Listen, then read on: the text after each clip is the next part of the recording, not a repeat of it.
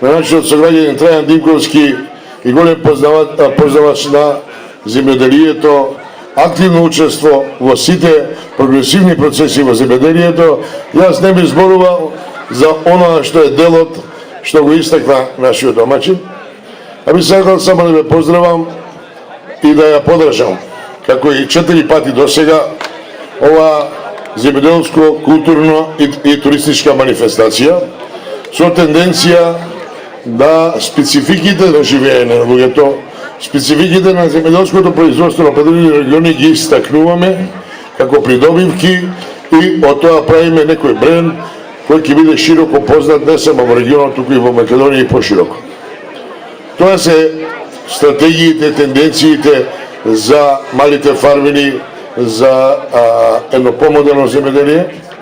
Доаѓајќи вамо ми кажаа дека другиот регион имал повеќе прас од Режановци, меѓутоа традицијата е тука во Режановци и затоа празијада во Режановци е више традиција,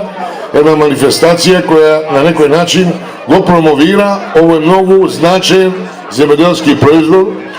бидејќи тој е специфичен за овој дел, а пред се има многу хранливи состојки и сега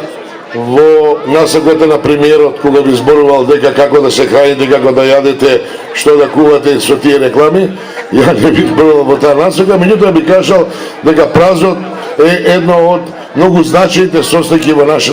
нашата кујна. Затоа ова манифестација нека ни е вечна. Денеска гледам многу голем број на луѓе од регионот, од селото, а и доста има гости. Мислам дека ова ќе биде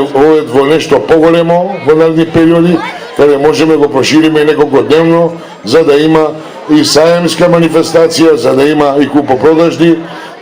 можности, одлучување на договори, бидејќи гледам дека се ова тенденција на производители на зимница, производители на некои конзервирани продукти